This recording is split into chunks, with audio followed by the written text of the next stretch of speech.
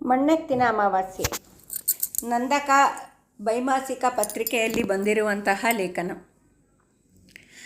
ಬರೆದವರು ಮತ್ತು ಓದುತ್ತಿರುವವರು ಡಾಕ್ಟರ್ ರೂಪಶ್ರೀ ಶಶಿಕಾಂತ್, ದಾವಣಗೆರೆ. ಜ್ಯೇಷ್ಠ ಮಾಸದ ಕೃಷ್ಣ ಪಕ್ಷದ ಅಮಾವಾಸ್ಯೆಯನ್ನು ಮಣ್ಣೆತ್ತಿನ ಅಮಾವಾಸ್ಯೆ, ಜ್ಯೇಷ್ಠ ಅಮಾವಾಸ್ಯೆ ಎಂದು ಕರೆಯಲಾಗುತ್ತದೆ.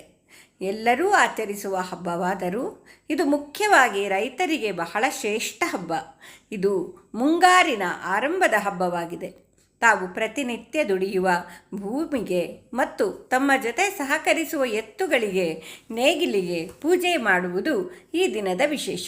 ನಮ್ಮ ಸಂಸ್ಕೃತಿಯಲ್ಲಿ ಪ್ರತಿಯೊಂದು ವಸ್ತುವಿನಲ್ಲೂ ಭಗವಂತನ ಇರುವಿಕೆಯನ್ನು ಕಾಣುತ್ತೇವೆ. ಈ ನಿಟ್ಟಿನಲ್ಲಿ ನಮಗೆಲ್ಲ ಅನ್ನ ನೀಡಿ ನಮ್ಮ ಇರುವಿಕೆಗೆ ಕಾರಣವಾಗಿರುವ ಭೂತಾಯಿಗೆ ಮತ್ತು ಜೋಡೆತ್ತುಗಳಿಗೆ ವಿಶೇಷ ಪೂಜೆ ನಡೆಯುತ್ತದೆ. ಇದು ಒಳ್ಳೆ ಬೆಳೆಯಾಗಲಿ ಎಂದು ಪ್ರಾರ್ಥಿಸುವ ಹಬ್ಬ. ಹೊಲದ ಮಣ್ಣಲ್ಲಿ 2 ಎತ್ತು ಮಾಡಿ ಅದಕ್ಕೆ ಪೂಜೆ ಮಾಡುತ್ತಾರೆ. ಹಬ್ಬಗಳ ಸಾಲಿನಲ್ಲಿ ಇದು ಮೊದಲ ಹಬ್ಬ.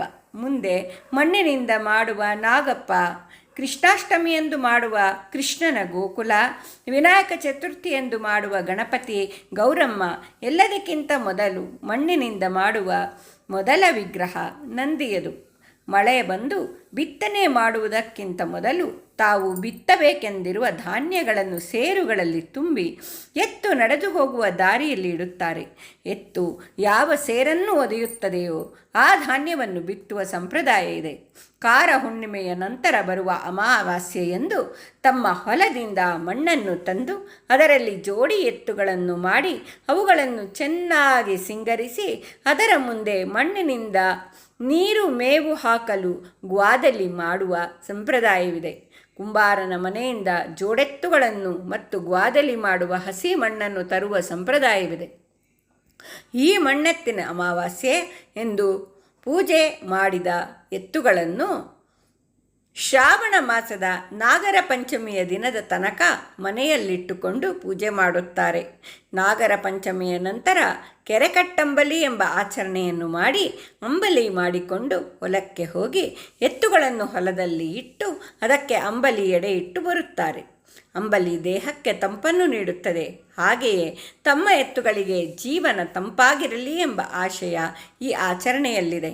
ಮಣ್ಣೆತ್ತಿನ ಅಮಾವಾಸ್ಯೆ ಎಂದು ಪೂಜೆ ಮಾಡಿದ ಎತ್ತುಗಳನ್ನು ವಿಶ್ರಾಂತಿ ಪಡೆಯಲು ಬಿಡುತ್ತಾರೆ. ಚೆನ್ನಾಗಿ ಮೇವು ಕೊಟ್ಟು ರಕ್ಷಿಸುತ್ತಾರೆ. ಶ್ರಾವಣ ಮಾಸದಲ್ಲಿ ಬಿತ್ತನೆ ಕೆಲಸ ಆರಂಭವಾಗುವವರೆಗೂ ಅದು ವಿಶ್ರಾಂತಿ ಪಡೆದು ಮತ್ತೆ ಹೊಲದಲ್ಲಿ ದುಡಿಯಲು ಚೈತನ್ಯಭರಿತವಾಗಿರುತ್ತದೆ. ಈ ಬಸವನಿಗೆ ಚಕ್ಕುಲಿ ನೈವೇದ್ಯ ಮಾಡಿ ಕೋಡಿಗೆ ಚಕ್ಕುಲಿ ಹಾಕುತ್ತಾರೆ. ಕೋಡಿಗೆ ಚಕ್ಕುಲಿ ಹಾಕಿಕೊಂಡು ಹಬ್ಬಗಳನ್ನು ಹೊತ್ತು ತರುತ್ತಾನೆ ಎಂದು ಆಡುಭಾಷೆಯಲ್ಲಿ ಹೇಳುತ್ತಾರೆ.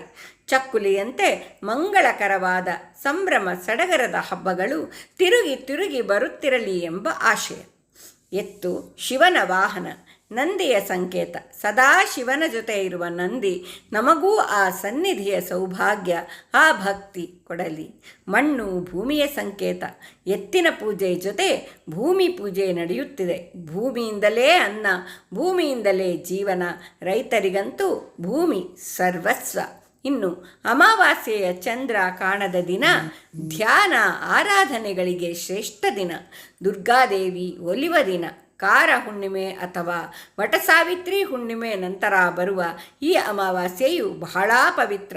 ರೈತರ ಜೊತೆ ಆಹಾರ ಸ್ವೀಕರಿಸುವ ಎಲ್ಲರಿಗೂ ಈ ಹಬ್ಬ ಶ್ರೇಷ್ಠವಾಗಿದೆ. ಅಮಾವಾಸ್ಯೆಯಂದು ಪಿತೃಗಳಿಗೆ ತರ್ಪಣವನ್ನು ಕೊಡುತ್ತಾರೆ ಮತ್ತು ಗಂಗಾ ಸ್ನಾನಕ್ಕೂ ಬಹಳ ಮಹತ್ವವಿದೆ.